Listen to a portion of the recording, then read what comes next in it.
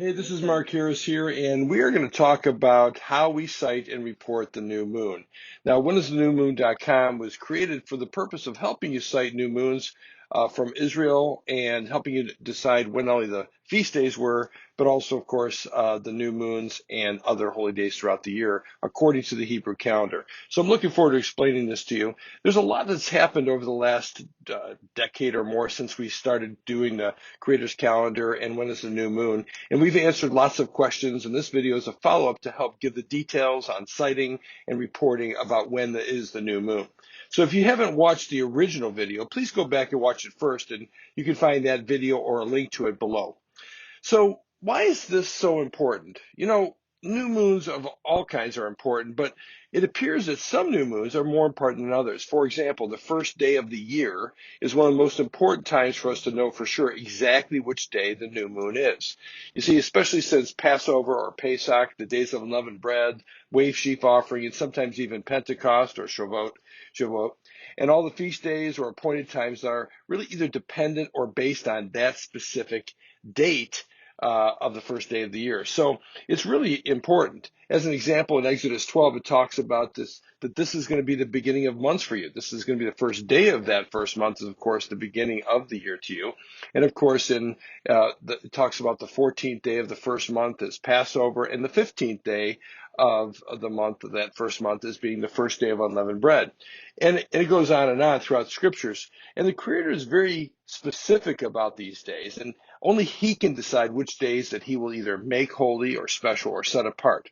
Hopefully that makes sense. And so we really need to get this right. So how is it that so many people get it wrong? Well, we have found that most people get it wrong because first, many people just don't know about all the scriptures that are in the Bible on this subject or even other subjects, and they don't really get to see the whole story. And second, some mistakes come from relying too much on non-biblical or other traditional sources. And third, some just have a general lack of knowledge or haven't really thought through some of the dynamics about what's actually going on with the sun and moon. And fourth, some details are simply just kind of hard to find in the scriptures, and sometimes it just takes a little bit more digging. But lastly, we must believe that since this is so important, clearly the Creator would make it possible for his people to find the truth about his calendar directly from his word. Therefore, we've really got to be careful and diligent to search the scriptures and not be swayed by various traditions or even sincerely held opinions from some of the people who may or may not be accurately reflecting the Creator's original intentions. So here's some key points that I'd like to share with you about the subject that's really important. First, let's actually start with the scriptures. And one of the most important verses is Genesis 1, verse 14. It says, "Let there be lights in the firmament of the heavens to divide the day from the night, and to let them be for signs and seasons, days and years." This word seasons here is actually in the Hebrew the same word translated feasts in Leviticus 23, laying out all the feast days or holy days. So if you want to know what day it is, when the year is, or when the feasts are, you need to see these lights. And when it comes to a new month, you must cite the new moon. According to Genesis 1:14, these lights are the signs. So for new moons, you must cite the new moon sliver. This means you're never going to be guessing or calculating or just simply declaring new moons at all. You're simply going to cite them. Hopefully that makes sense. And of course, the next question always is, well, where do we cite it from? And some people say locally, some people say Jerusalem only. But what do the scriptures actually say about this? And once again, to find the truth, we need to go to the scriptures. But this one's a bit tricky. So be sure to hear me out on this completely to the end, because there appears to be support for local citing, Jerusalem citing, and even other approaches. So let's get started. Let's first look at the evidence for local sighting. First, in Genesis 1:14, obviously the sighting of the moon was a local sighting. And even though a few believe that the Garden of Eden was somewhere there in Jerusalem, where that is now, it was local, and it wasn't called that. It wasn't called Jerusalem. So let's first look at the evidence in a different way by looking at a brief the time of Noah. The first occurrence in the month, of the word month in most English Bibles appears in the time of Noah. You see, in Genesis 7:11, it is very specific about the 17th day of the second month. And it's pretty obvious that this was a sighting that was local. However, in Genesis 8:4, it's extremely clear when talking about the 17th day of the seventh month that and pretty much all the subsequent months for many months thereafter, that these were all moons sighted when the ark was at rest on Mount Ararat. Okay, basically all local, definitely not in Jerusalem. So, but before we leave this section here, it wouldn't be important. Actually, it wouldn't be doing this topic really the full diligence without bringing up the fact that from Genesis 7:11 to Genesis 8:3, it was a 150-day period in about a 5-month period. And it is very clear about that if you read through this whole section. And that would mean that each of these months is a 30-day month. So if you go through this, you got to understand that, and that's a big issue for, as we'll go through in just a minute. Of course, people who don't believe that the scriptures are true say that this is impossible, since right now we have like an approximately 29 and a half day month, not realizing that the Almighty may have changed some things since then, right? And all this brings up a great point, a point about citing versus calculating of any kind. If the Creator has changed or will change again the length of a month, how will we know unless we actually cite it? The fact is we won't. And some say that the Noah passage is just a mistake or a misinterpretation or just a one-time thing. Well, I think not, and here's why. If you look at this, without going into a lot of the scriptures that are make it pretty obvious that at one time we had 12 months and 30-day months equaling a 360-day year. And we can go through some really neat details on that, some of which we'll cover here, but it's really not the point of this video. And of course, the Noah example here proves, or partially proves anyway, that that was the case at that time. Now, we must remember that the Almighty has done some things that could have and obviously did affect how long a month actually is. For example, this whole section we just talked about, from going from a 30-day month to a 29 and a half day month. So here's a couple examples. He did in 2 Kings 20, verse 9 and 11 for Hezekiah, he made the sun's shadow move. In Joshua 10, verse 12 through 13, in the time of Joshua, he stopped the sun and the moon. And that happened for a time period that it doesn't say exactly how long, but the whole point is that these things changed what was actually going on with the sun and the moon. And there's other times as well. We're not going to get into those. But simply put, as it says in Daniel 2:21, he changes times and seasons. And the reality is that is his prerogative, but he hasn't changed how we identify those. And if he changes times and seasons, how has he actually told us to know how we'll know when these things are happening? You guessed it. In the 14th verse of the Bible, 2 sevens, right? Genesis 1:14. We just need to follow his plan and look and cite the lights given for signs, seasons, days, and years. Hopefully that makes sense. And a few more important notes about this. Not only does he change times and seasons, he will change them again. Notice that even, throughout the history, of this whole topic, it clearly shows that 2,000 years ago in Jerusalem, prior to the fall in 70 AD, that the Israelites, specifically the Jews and the Levites, were citing the moon and clearly knew that it was a 29 and a half day month at the time. Therefore, it was either a 29-day month or a 30-day month, and it kind of went back and forth based on when it was cited. Now, there's other things that they did in there that weren't about citing because there's issues, right? But here, let's go into this and just see that some of these other things are important. Notice that in approximately 91 AD, just 20 years later after the fall of Jerusalem, when John was writing down the book of Revelation, in Revelation chapters 11, 12, and 13, it talks about a future time period of 1,260 days. There's a lot of exciting things I can tell you about that are actually heavy signs, but I'm not going to go into that right now. But that 1,260 days, which is also called a 3.5-year period, or a time and a times and a half a time, but it's also called a 42-month period, which means we have 1,260 days and a 3.5-year period and 42 months all being considered the exact same thing. Now, if that's true, which it is, you'll see that the only way for all of those three things to happen is for us to have 12 30-day months. Notice it's just like in the days of Noah. In fact, Matthew 24, verse 37 through 39 says that this future period of time will be as in the days of Noah, which I find it to be extremely exciting. But either way, it's all about this happening, and how is it all going to happen? Well, earlier in Revelation, in chapter 6, verses 12 and 13, in the sixth seal, it talks about signs in the heavens affecting the sun and the moon, as you guessed it, right? Clearly changing their normal patterns. And therefore, is it any surprise that he would change the times and seasons, as we read in Daniel, right? To change the signs, seasons, days, and years to be as in the days of Noah. So I find it interesting. We find 30-day months for 5 months in the time of Noah, and we find the same thing happening now, but we also see in the middle here, right now, not having that be the case, which means it's so imperative to actually figure out a way to know how this is all going to happen. So how are we going to know how this is all happening? You guessed it, looking at the signs of the sun, the moon, and the stars that he's given us to watch. And most importantly, you won't be able to know about all of this by calculating. You'll have to watch the lights giving to us as signs. So it's really important about the sighting thing for sure, but which brings us back to the evidence for a local sighting. And then we'll discuss the importance of Jerusalem in this discussion, which is also clearly important. So where else do we have support for the sighting the new moon locally? Well, probably in the most important place of all. This goes back to where it all started, really, in Egypt. Remember that Passover, the days of unleavened bread, waif sheep offering, Shavuot, and feasts and appointed times are all dependent on this date and being able to know when the new moon is. And we talked about, Exodus chapter 12 about the beginning of months. We talked about the 14th day of the first month. How are you going to know that if you don't know the first day of the month, right?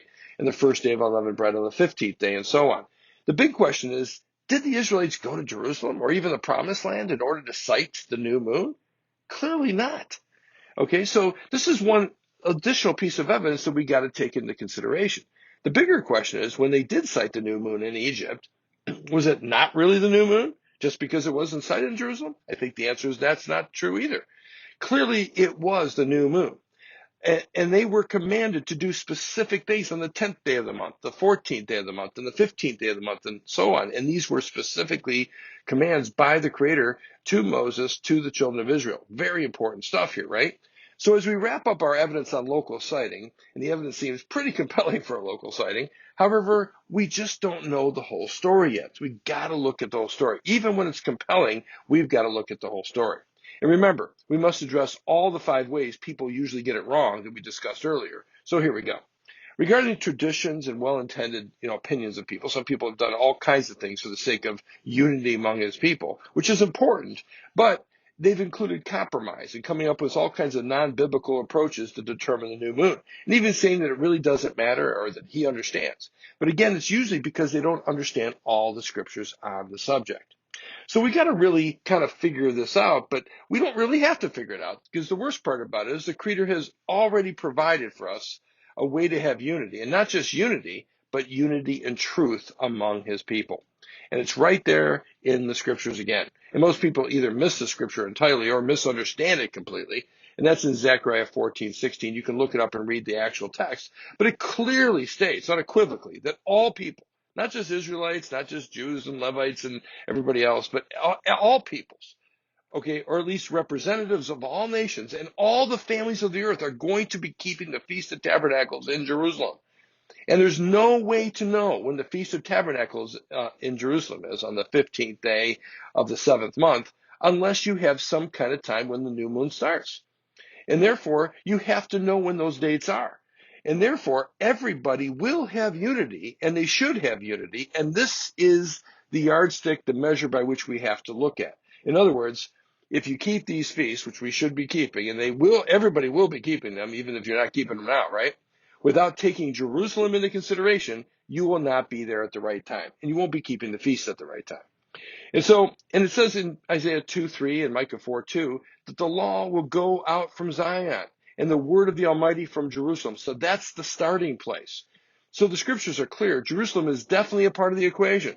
And regardless, Jerusalem is not just a local place to sight the moon, right? Which it is as well a place to sight it. It's clearly the most important place based on the scriptures we just read. And now let's get back to another dimension of this discussion, which is unity and truth. Clearly, the Creator has feast days, and there's only one set time that he said that's holy or set apart. It's not like we can't come up with the stuff ourselves. And it doesn't make any sense for one place to having it this day, another place having it that day, yet another having a completely different day, all because of local sighting. There must be one point on earth where the measurement of time begins, and one point on earth which triggers where the measurement of time begins for new months. And even the people in the world have figured this out, that there has to be an international date line. And therefore, where is this international date line where we can have unity and truth? The scriptures are clear, and that time really goes forth from Jerusalem. So the biblical international date line for the Almighty is Jerusalem, or at least the Promised Land, or Israel. And it's really important we understand that. But it's still, how does that work with local sighting versus, say, Jerusalem sighting and so forth? Well, in the same way that each year you can cite the yearly sign of the sun, which is the equinox. Hopefully you understand that. We talked a little bit about that in the previous video. Anywhere on Earth, it's citable. You just put sticks in the ground that follow a line. One stick in the ground will show you the line of the shadow of the sun. Very clearly shows you what day the equinox is when it actually draws a straight line. And of course, he said the spring equinox, Abib, spring, is the one that triggers when a new year can be created. It is a trigger that tells us that a new year can begin. Now, it doesn't start right then, does it? We actually have to wait after we sight the next new moon. So remember, we have to wait until it comes. Secondly, in the same way, you can cite the monthly sign of the moon anywhere on Earth, the new moon sliver. You can cite it anywhere on Earth, just like the equinox can be cited anywhere on Earth, which is now a trigger that tells us that a month can begin. But again, everybody understands that is not going to start as soon as you see it. It's going to start at a sunset. And as it turns out, the international date line, right, of Jerusalem is the sunset, which that day begins. So when you have the equinox and you have the new moon and it is sunset in Jerusalem, that first day of the first month begins. And again, you have to wait till these things come. It's very simple. So the biblical calendar is actually very simple. If we follow what it says and believe it with everything we have and see what we have here, we wait till the yearly sign of the sun, the equinox, sighted anywhere on Earth. Then we wait till the monthly sign of the moon, the new moon sliver, sighted anywhere on Earth. Then we wait to the daily sign of the sun, which begins at sunset in Jerusalem. And then as it comes to you, anywhere on Earth.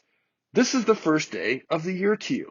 Very simple. And then, of course, each month there is the same exact, after the first month, you have the second month and so forth. And it's nothing against counting, but we're just not calculating when it begins. He decides when it begins through sighting, and that's what he said to us. So when is the new moon? Nothing's really changed about our understanding that the new moon must be sighted. We've been believing that for almost nearly 2 decades now. In fact, now we're even more adamant that the new moon must be sighted, not calculated nor any non-sighting declaration or anything else. What's important is the sighting, and that's what the scriptures say, and that's how we're supposed to do it in addition to how that sighting synchronizes with Jerusalem. The sighting must either happen at Jerusalem or somewhere else on the earth prior to sunset in Jerusalem in order for the new moon and the new month to begin. Hopefully that makes a lot of sense. Now, we'll be soon reporting the different people who have sighted the new moon in Israel and in different localities throughout the world. And we're going to make sure that this is our honorable and character validated people, as we have done for the last decade or more. And that will help us all validate the new moon has been sighted in Jerusalem or anywhere else on earth, so it can be started at sunset as it comes to us after Jerusalem. Hopefully, we'll even get some pictures of all that, which is really exciting. And as we post this information on where it was sighted, when it was sighted, by whom it was sighted, and all that, this will give us the ability and you the ability to keep the new moon and all the feast days according to your current understanding on this important topic. So wherever you're at with it at this point, you're going to have to study it and pray about it and so forth. But the reality is that when is the new moon will still be there to help you with whatever approach you're looking at regarding this. At the same time, it's very clear to us that the sighting has to take precedent, and Jerusalem has to take precedent as the international date line from the scriptures. And if we do that in this way, we will truly not be inflicted by things where we're coming up a 29 or 30-day month, depending on certain things, and declaring them based on the fact that, okay, we know it was probably there. It's just that it was maybe cloud cover or things like that didn't allow us to see it, when clearly, 20 other cities throughout the world have seen it prior to that time. So clearly the new moon has happened, just like throughout all the scriptures, whether in Egypt and other places, clearly the new moon had to start. So it's important that we understand that sighting is the prerequisite, and that Jerusalem, of course, is the international date line for the Almighty, and the law shall go forth from Jerusalem. So hopefully this was helpful. And if you have any questions about this, please feel free to reach out and we'll be sure to help you in any way we possibly can. And you take care, have a blessed one, and we'll see you soon.